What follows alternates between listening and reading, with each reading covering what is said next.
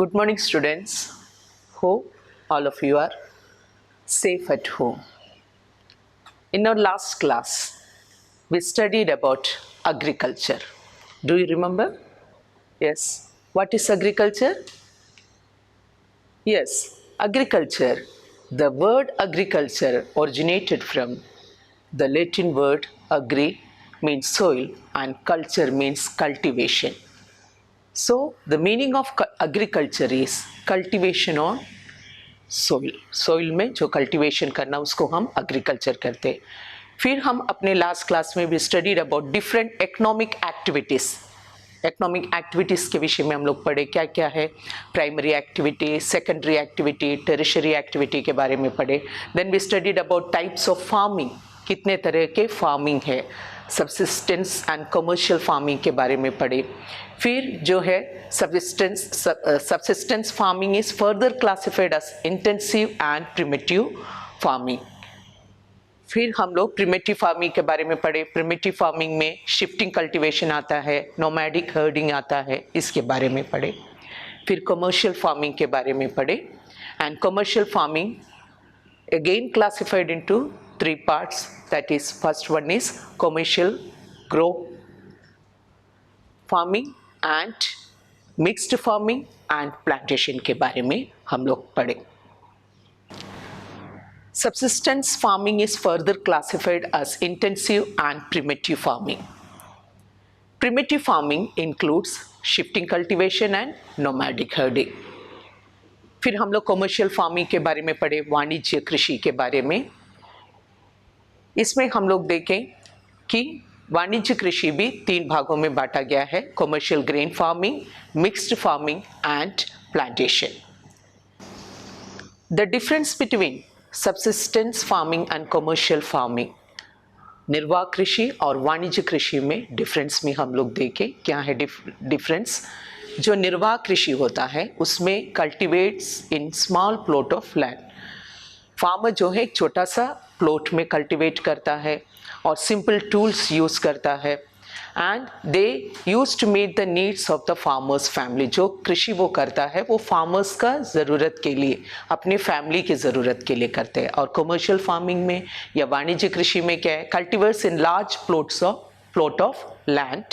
Most of the work is done by machines and crops are grown and animals are reared for sale in market. वहाँ पर crops को इसीलिए grow करते हैं, animals को इसीलिए वहाँ पर पालते हैं ताकि वो बिक्री बेच सके। उस दृष्टि से कमर्शियल फार्मिंग होता है। तो इतना हम लोग अपने लास्ट क्लास में पढ़े।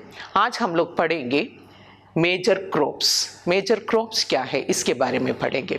तो मेजर क्रॉप्स क्या है ये समझने से पहले मैं आप लोगों को क्रॉप सीजन इन इंडिया का जो क्रॉप सीजन है इसके बारे में कुछ बताना चाहती हूँ। आपके टेक्स्ट बुक में ये नहीं है लेकिन ये इसलिए बता रही हूँ ताकि जब हम लोग मेजर क्रॉप्स का कल्टीवेशन के बारे में पढ़ेंगे तो आपको ईजिली समझ में आ जाएगा कि वो कौन सा सीजन में आता है। Okay, so the crop season in India is divided into 3 parts. First है राबी।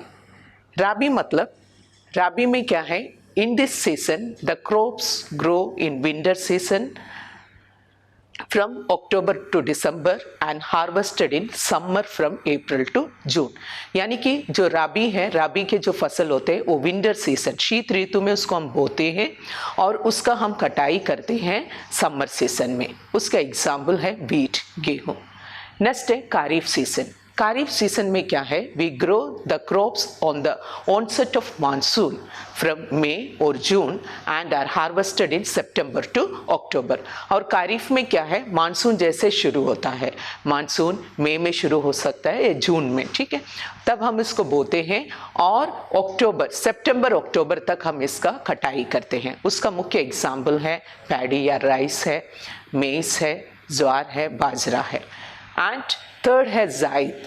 जायद जो सीजन है it is a short season during summer season में एक छोटा सा शॉर्ट सीजन होता है, इसमें हम वाटरमेलन, मस्कमेलन आदि का कृषि करते हैं। तो this are the crop season in India, ये क्रॉप सीजन इंडिया का क्रॉप सीजन है। तो जो भी हम लोग आज मेजर क्रॉप्स पढ़ेंगे वो या तो राबी के अंतर्गत आता है या कारिफ के अंतर्गत आता है। तो नेक्स्ट हम लोग पढ़ने जा रहे हैं अभी मेजर क्रॉप्स। मेजर क्रॉप्स क्या है? Crops are necessary for human beings, animals and agro based industry. Human being के लिए, मनुष्य के लिए, पशुओं के लिए और जो एग्रो बेस्ड इंडस्ट्री है उसके लिए भी कच्चे माल के रूप में हम कृषि का, क्रॉप्स का हम उपयोग करते हैं, मनुष्य के लिए, जानवर के लिए और जो एग्रो बेस्ड इंडस्ट्री है, कृषि आधारित जो उद्योग है, कृषि पर आधारित जो उद्योग है उसके लिए भी हमें कृषि की ज़रूरत है, क्रॉप्स की ज़रूरत है। ये large variety of crops are grown to meet the requirement of the growing population, और हमारे जो पॉपुलेशन के बढ़ते हुए पॉपुलेशन की मांग की पूर्ति के लिए भी हमें बहुत वैरायटीज ऑफ क्रॉप्स का ग्रो करने का ज़रूरत है। Crops can be classified into 3 types. 3 types में हम क्रॉप्स को क्लासिफाइड कर सकते हैं, आपके टीवी स्क्रीन में है। Food crops, fibre crops and beverage crop. Food crops मतलब जो फूड से रिलेटेड है, फाइबर मतलब रेशेदार फसल, एंड बेवरेज मतलब पेय फसलें। तो फूड क्रॉप्स के अंतर्गत आता है राइस, मेज, wheat and millets, and fibre crops के अंतर्गत आता है कॉटन एंड जूट, और बेवरेज क्रॉप के अंतर्गत आता है coffee and T. So food crops, ये 8 क्रॉप्स के बारे में आपको इसमें पढ़ना है, लेसन में पढ़ना है। 4 फूड क्रॉप्स है, क्या क्या है आप बोलिए? यस, राइस, मेज, व्हीट एंड मिलेट्स। क्या है? चावल, मक्का, गेहूं और मिलेट्स के। और फाइबर क्रॉप या रेशेदार फसल वो क्या है? कॉटन और जूट, कपास और जूट के बारे में पढ़ना है। एंड बेवरेज क्रॉप्स जो पेय फसल है उसमें कॉफ़ी और टी के बारे में पढ़ना है। तो ये मेजर क्रॉप्स पढ़ाने से पहले मैं आपको आपका ध्यान इस तरफ ले आना चाहते हैं। आप स्क्रीन में देखिए, ये जो टेम्परेट जोन है उसका वर्ल्ड का दिया है। आपको मालूम है 0 डिग्री इक्वेटर है, एंड 23 नॉर्थ में tropic of cancer and 23.5 tropic of capricorn. तो ये जितना जो क्षेत्र है ट्रॉपिक ऑफ कैंसर से लेकर ट्रॉपिक ऑफ कैप्रिकॉर्न तक, ये किस में आता है? ट्रॉपिकल जोन में आता है। ओके, फिर tropic of cancer that is 23.5 degree से आर्कटिक सर्कल तक, एंड उसी तरीके से ट्रॉपिक ऑफ कैप्रिकॉर्न से लेकर 66.5 अंटार्कटिक सर्कल तक, ये सब ट्रॉपिकल रीजन में आता है। ठीक है, तो ट्रॉपिकल जोन कौन सा है, ट्रॉपिकल रीजन कौन सा है आप समझ गए? ट्रॉपिक ऑफ कैंसर से लेकर ट्रॉपिक ऑफ कैप्रिकॉर्न तक। और जो नेक्स्ट है सब ट्रॉपिकल है वो ट्रॉपिक ऑफ कैंसर से लेकर आर्कटिक सर्कल तक, और ट्रॉपिक ऑफ कैप्रिकॉर्न से लेकर अटलांटिक सर्कल तक। ये हम लोग जो टेम्परेट जोन पढ़ते हैं उसका है। क्योंकि मेजर क्रॉप्स के जब पढ़ाने के टाइम जब बोलता है कि ये क्रॉप्स ट्रॉपिकल जोन में आता है या सब ट्रॉपिकल में, तो आपको इजीली समझ में आने के लिए ये बता दिया। और इंडिया में भी देखो, इंडिया का जो बीच से है ट्रॉपिक ऑफ कैंसर गुजरते हैं। ठीक है, तो ट्रॉपिक ऑफ कैंसर गुजरते हैं, तो ट्रॉपिक ऑफ कैंसर के जो ऊपर नॉर्थ में है वो सब ट्रॉपिक रीजन में आता है, और ट्रॉपिक ऑफ कैंसर के साउथ में है वो ट्रॉपिकल रीजन में आता है। फर्स्ट अभी हम लोग फूड क्रॉप्स में राइस के बारे में पढ़ेंगे। राइस या चावल। चावल जो है मुख्य खाद्यान्न फसल है, and for rice the temperature, the favourable condition, temperature क्या चाहिए? अबव 25 डिग्री सेंटीग्रेड टेम्परेचर इसके लिए चाहिए, above 25 degree centigrade, and rain चाहिए अबव 100 सेंटीमीटर इन एनुअल जो रेनफॉल इसके लिए चाहिए that is 100 centimetre. And the soil इसके लिए जो चाहिए वो है अलुवियल सॉइल चाहिए, और जहाँ पर रेनफॉल कम होता है थ्रू कल्टीवेशन के द्वारा इरिगेशन के द्वारा हम कल्टीवेशन करते हैं। जहाँ पर रेन कम होता है वहाँ पर हम इरिगेशन के द्वारा कल्टीवेशन करते हैं। क्लियर हुआ? क्या है इसके लिए? राइस के लिए जो temperature, that temperature required is about 25 degree centigrade and rain जो है अबाउट 100 सेंटीमीटर, एंड जहाँ पर रेनफॉल कम है वहाँ पर through irrigation we cultivate this rice वहाँ पर, एंड सोइल जो है अलुवियल सोइल चाहिए। और the countries where they are grown in major crops that are China, India, Japan, Sri Lanka and Egypt, and places where they are grown in India. India में कहाँ पर ये grow करते हैं? Plains of North and Northeastern India, coastal areas and West Bengal. ठीक है। Second है wheat. wheat जो है ये हमारे सेकंड खाद्यान्न में आते हैं। हम जो वीट खाते हैं इसके लिए जो रिक्वायर्ड फेवरेबल कंडीशन जो चाहिए, तापमान कितना होना चाहिए?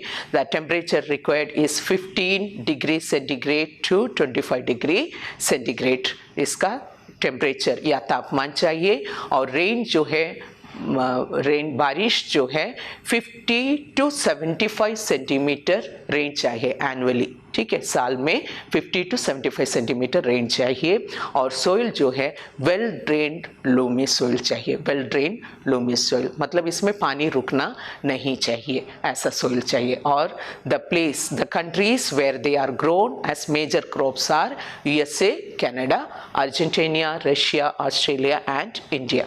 And places where they are grown in India are Punjab, Haryana, Uttar Pradesh, Bihar, Rajasthan and parts of Madhya Pradesh.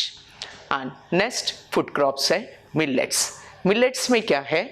Jowar, bajra and रागी आता है। ज्वार, बाजरा एंड रागी ये मिलेट्स में आता है। ठीक है।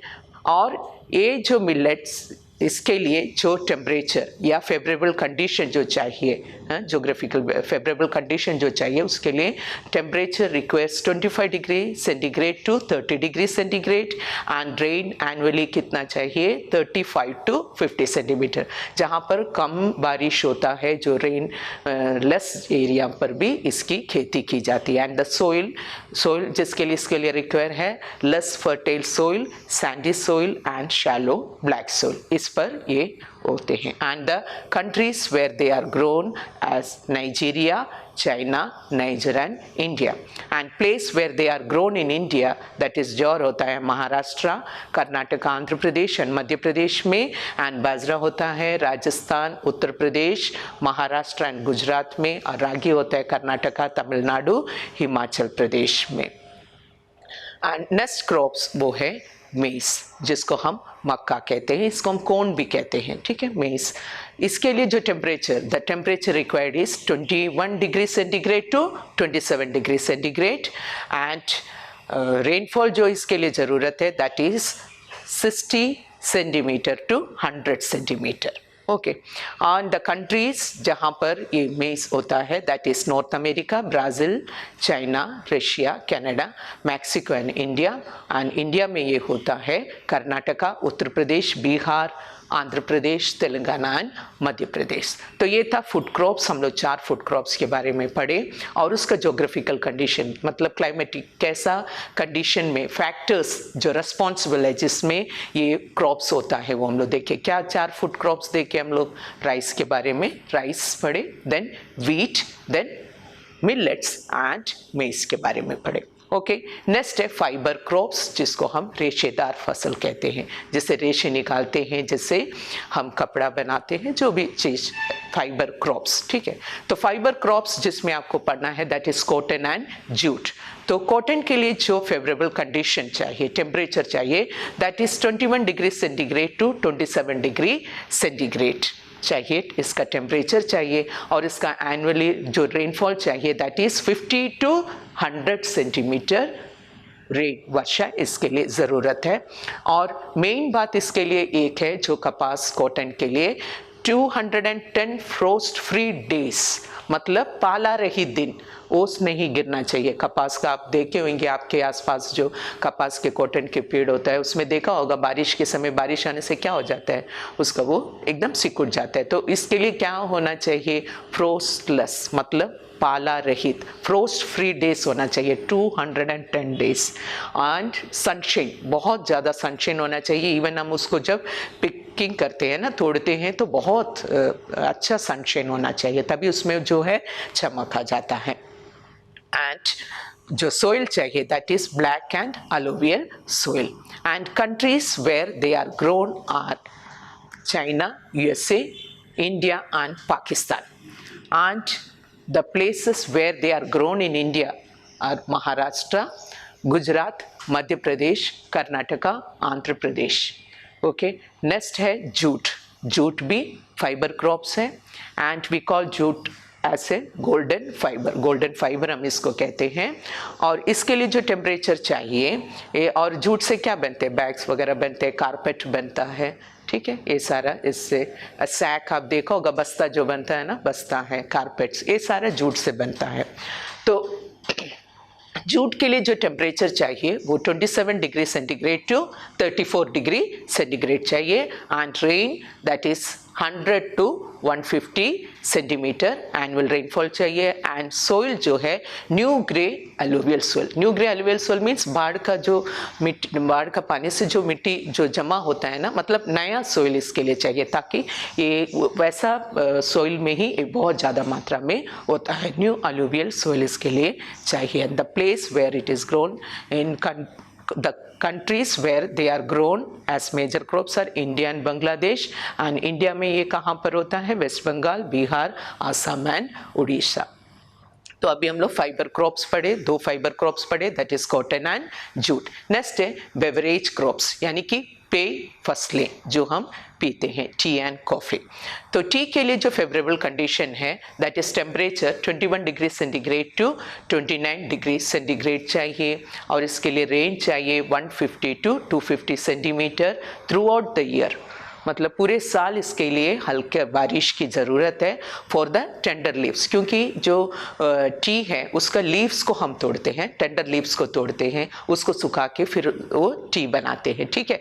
तो टी लीव्स के लिए, टेंडर लीव्स के लिए बारिश का होना ज़रूरी है। एंड टोपोग्राफी इसके लिए क्या है, जेंटल स्लोप चाहिए, प्लेन एरिया में नहीं है, थोड़ा जेंटल स्लोप में हम टी का खेती करता है। And soil well drained loamy soil and fertile mountain soil is required for the tea plantation. और ये टी क्या है, प्लांटेशन है। हम लोग लास्ट क्लास में हम लोग पढ़े प्लांटेशन क्या है। क्या है प्लांटेशन, एक लार्ज एरिया में जब when we grow a single crop, उसको हम प्लांटेशन कहते हैं। Okay, and the countries where they are grown as major crops, Kenya है, India, China and Sri Lanka. And places where they are grown in India, India में जहाँ ये grow होता है that is Assam, hills of Darjeeling, West Bengal, Tamil Nadu and Kerala. Next है coffee. Coffee भी पेय फसल है या बेवरेज क्रॉप्स हैं। इसके लिए required temperature is 23 degree centigrade to 28 degree centigrade. And rain चाहिए 100 to 200 सेंटीमीटर एनुअल रेनफॉल। और सोइल इसके लिए चाहिए वेल ड्रेन्ड लोमी सोइल, और इसका भी टोपोग्राफी स्लोप होना चाहिए, ठीक है। और ये जो कंट्रीज जगह पर कॉफ़ी होता है that Brazil, Colombia and India. और इंडिया में कर्नाटका, केरला और तमिलनाडु में ये कॉफ़ी का खेती होता है। सो द मेजर क्रॉप्स जो हम लोग अभी पढ़े, फूड क्रॉप्स पढ़े। फूड क्रॉप्स में क्या क्या पढ़े, rice, wheat, maize and millet. Then we studied beverage crops that is tea and jute. Then we studied fiber crops that is cotton and jute. Okay, तो ये 8 मेजर क्रॉप्स आपके text book में है। आप इसके क्लाइमेटिक कंडीशन समझ गए होंगे और कहाँ कहाँ पर ये पाए जाते हैं आप देख लिए। एंड इंडिया में ये कहाँ कहाँ पर है ये आप समझ गए, शायद आप नोट कर लिए होंगे। ये अभी ये मेजर क्रॉप्स आप लोग पढ़े, तो द पॉइंट्स टू रिमेंबर, जो मेन पॉइंट्स एक एक क्रॉप्स के बारे में जो आपको याद रखने का मेन इंपॉर्टेंट बात ये है, rice is a staple food in India.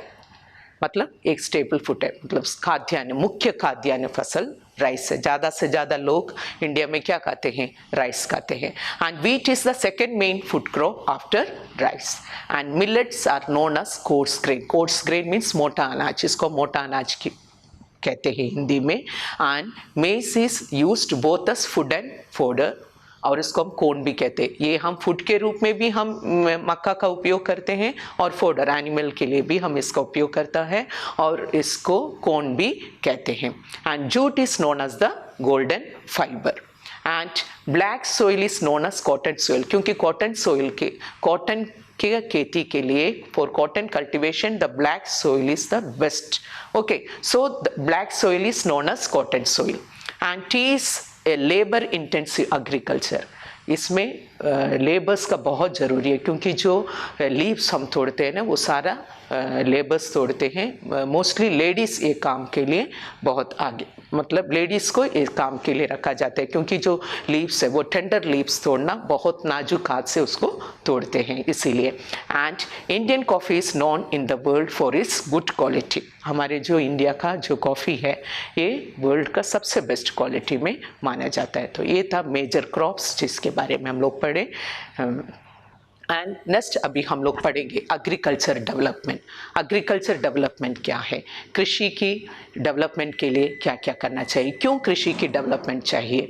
क्योंकि जो दृष्टि से पॉपुलेशन इंक्रीज हो रहा है, to fulfil the demand of the population, हमको क्या एग्रीकल्चर पर डेवलपमेंट करना है। तो किस तरीके से हम इस एग्रीकल्चर को डेवलपमेंट करेंगे, क्योंकि इंक्रीजिंग पॉपुलेशन के आधार पर डिमांड बढ़ता है, एग्रीकल्चर का क्रॉप्स का डिमांड बढ़ता है। तो क्रॉप्स का डिमांड को फुलफिल करने के लिए हमको क्या क्या करना चाहिए। First, increasing the cropped area.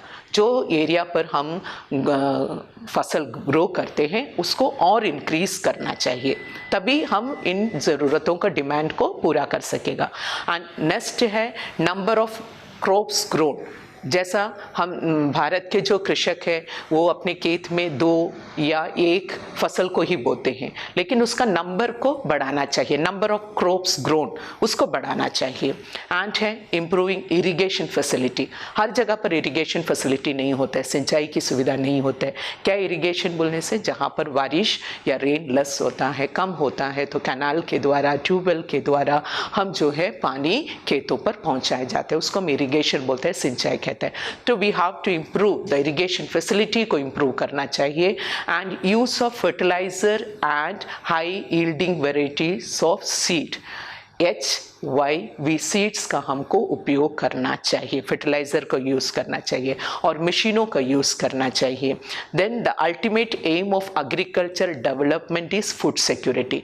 Main जो एम है एग्रीकल्चर डेवलपमेंट का, that is food security. Food security क्या है? Food security is when all people have regular availability of sufficient amount of food to stay active and healthy life. हर नागरिक को जब उसको रहने के लिए भोजन मिले, वो है food security.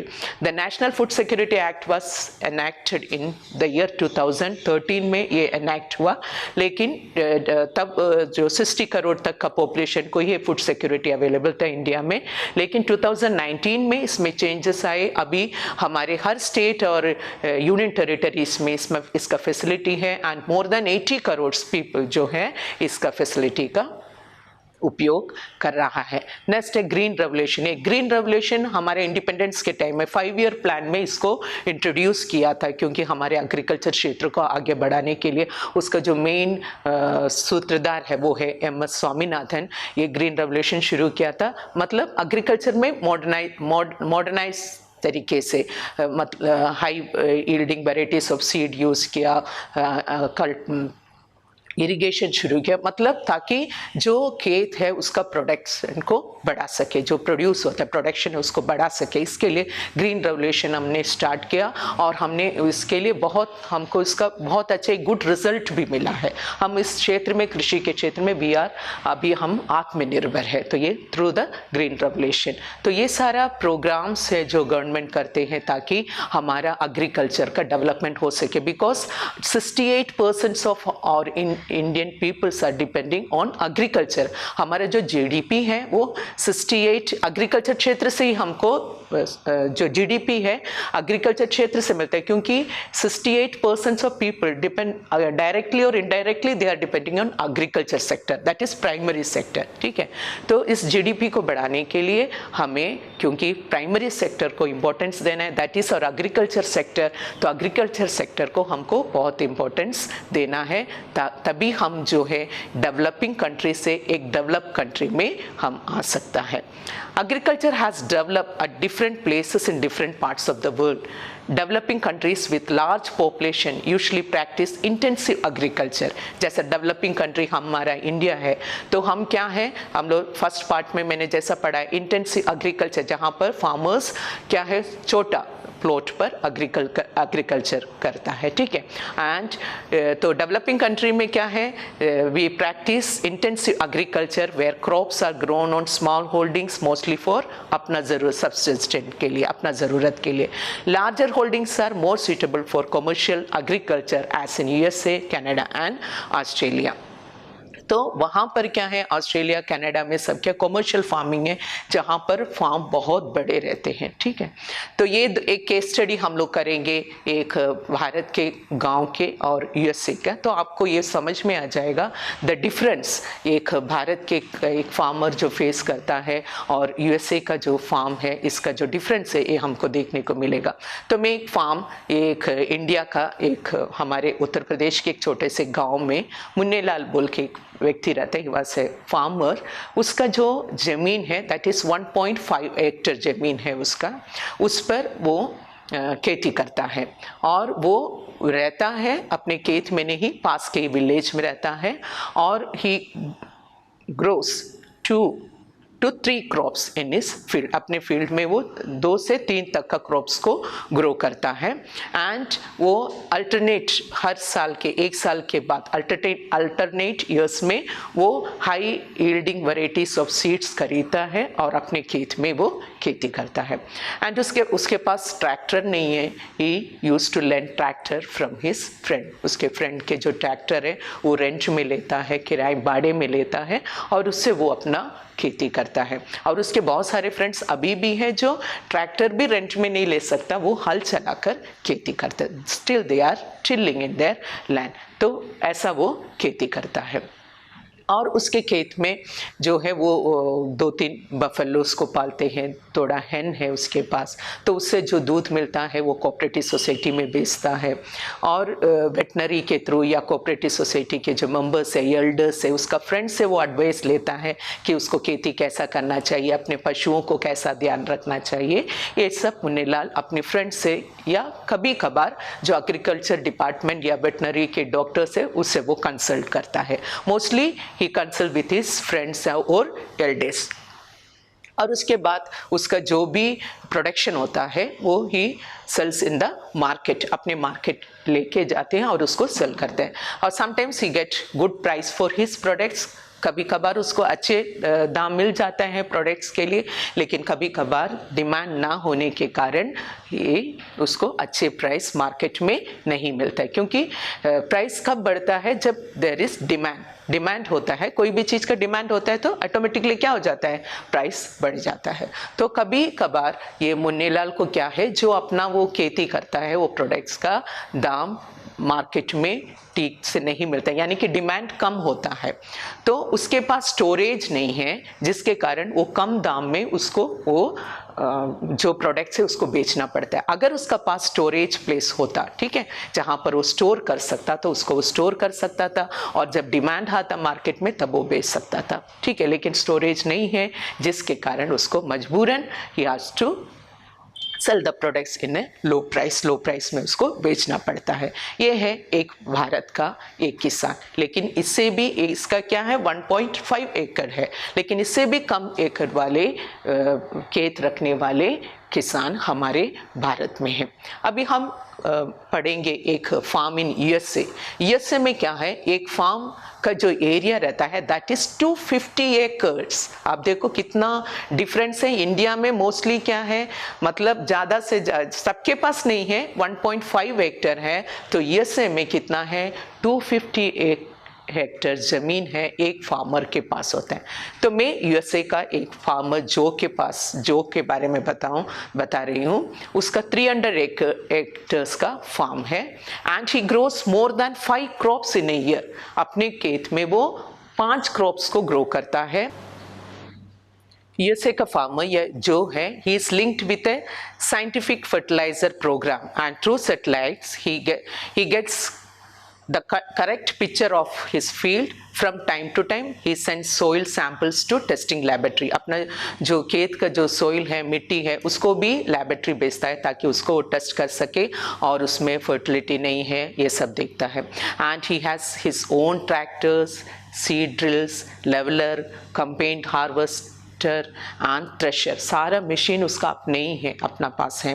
and he stores grain in his own store and there is no need for him to lend money from anyone। जबकि भारत के जो मुन्नेलाल है वो sometimes he lent money from the nationalized bank, ठीक है, लेकिन इसके लिए वो lent पैसा उधार लेने का ज़रूरत नहीं होता।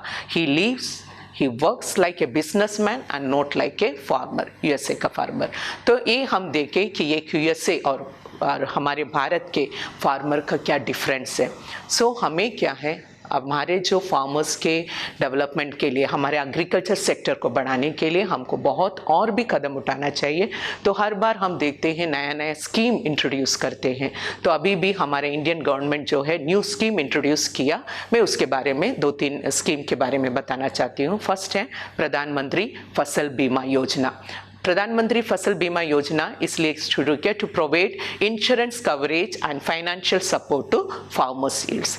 सेकंड है प्रधानमंत्री किसान मनधन योजना to providing minimum pension of rupees 3,000 per month to those who attain 60 years of age। और नेक्स्ट है प्रधानमंत्री कृषि सिंचाई योजना to improve farm productivity and ensure better utilization of the resource। Next है प्रधानमंत्री किसान यानी कि किसान सम्मान निधि। इसमें क्या है, provide all small and marginal farmers will get up to rupees 6,000 per year as minimum income support। तो ये नया स्कीम है जो इंट्रोड्यूस किया, आपके किताब में नहीं है, मैं जस्ट आपको बता रही हूँ कि ये सारे योजना मतलब हर गवर्नमेंट नया स्कीम लॉन्च करता है ताकि हमारे प्राइमरी सेक्टर, हमारे कृषक जो फार्मर्स है वो आगे बढ़ सके और हमारा कंट्री का डेवलप हो सके और हम डेवलप कंट्री में गिना जा सके। Okay, I hope you understood the lesson. Thank you. Stay home, stay safe.